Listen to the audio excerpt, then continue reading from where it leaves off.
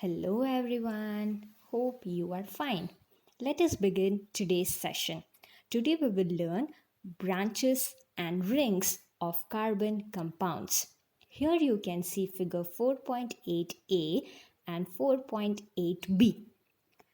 These branches and rings of carbon compounds we will learn by taking an example of butane, which is C4H10. Figure 4.8a shows two possible carbon skeletons. Here, carbon skeleton means the basic structure. So, let us see what it is. Firstly, we can have straight chain structure where you can see all the C's are written in a straight line. In our previous session, we have already learned the straight chain structure for saturated carbon compounds. So, as I already told you, first to write all C's. Here we have butane, so 4C will write. On the other hand, we can see figure 4.8a branch-like structure. So these are the possible skeletons, the possible basic structures. Now, if we fill these C with hydrogen, as I mentioned yesterday, second step is to fill hydrogen. So here if we fill hydrogen, then we can have these complete molecules for two different structures of butane C4H10. Figure 4.8b shows two different structure. The first figure of figure 4.8b shows straight chain structure of butane C4H10. On the right hand side, 4.8b shows branch structure of butane, that is C4H10. What do we observe from this two? C4H10, butane, that molecular formula is same. Then also we have two different structures. So these type of compounds are said as structural isomers. What is the meaning of structural isomers? You will remember that the compounds with identical molecular formula. Identical means same. Here, which formula we have? Butane means C4H10. Identical molecular formula. But different structures are called structural isomers. Again, I repeat, the compounds with identical, which means same molecular formula but different structures, are called structural isomers. In addition to this straight and branched carbon chains, some of the compounds have ring structure. So here in figure 4.9 we can see this ring kind of structure. For example, cyclohexane. Cyclohexane has formula C6H12.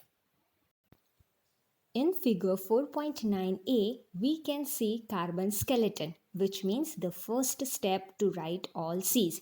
In figure 4.9b, we can see complete molecule of cyclohexane. You can see that all the C's are bonded with hydrogen atom. And we know how to put hydrogen atom, right?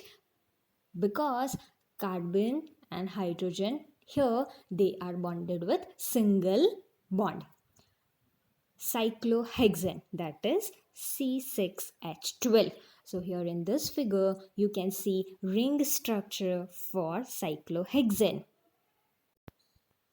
The straight chain, branched chain and cyclic carbon compounds, cyclic means which have ring like structure, all can be saturated or unsaturated. For example, benzene. Benzene is C6H6.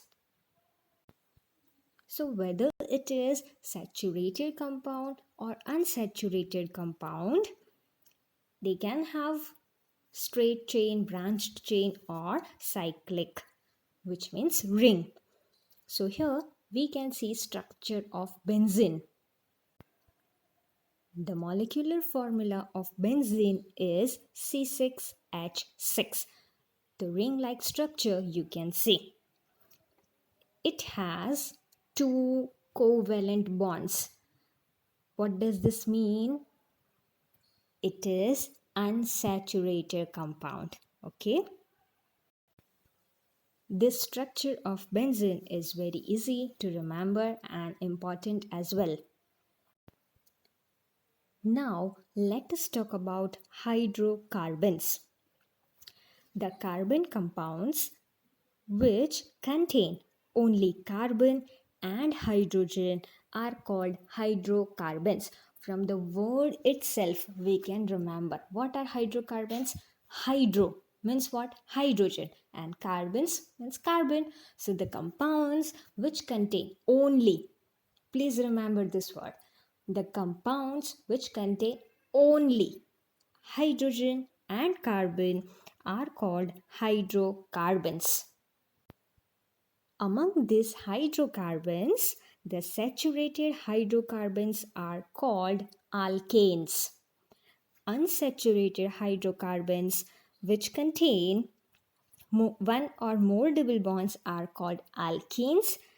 Those containing triple bonds are called alkynes.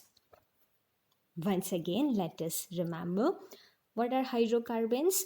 The compounds which contain only hydrogen and carbon are called hydrocarbons. There will be saturated hydrocarbons and unsaturated hydrocarbons. We know what is the meaning of saturated compound, right? Which contain a single bond. Unsaturated means what? Which contain double bond or triple bond. At least one double bond or triple bond. Now you need to remember the names. Saturated hydrocarbons are called alkanes. Unsaturated hydrocarbons which have double bond are called alkenes. And unsaturated hydrocarbons which contain triple bond are called alkynes. Please remember, students, single bond, that is saturated compound, they are called alkanes. Unsaturated compound with double bond are called alkenes, and unsaturated hydrocarbon which contain triple bond are called alkynes. So in our previous session, we have discussed these formulas and structure of saturated compounds. So these all are called alkanes. Is it clear? Now let us see unsaturated hydrocarbons. Here you can see these compounds have only carbon and hydrogen. So first member is ethene. Formula is C2H4. The next we have is propene, C3H6. This all are the example of alkenes. So as we can observe that in the pronunciation we will have alkene, keen word at the end. Okay, as we have seen ethene, propene. The next we have is butene, which is C4H8. The next we have is pentene, which is C5H10. So this all are the example of alkenes. In our previous session which we learned, they all were alkanes: methane, propane, butane, pentane. Here we have ene, like ethene, propene, butene, pentene. Now let us talk unsaturated hydrocarbons, which are alkynes. What does that mean? They have triple bonds. First member is ethyne, C2H2.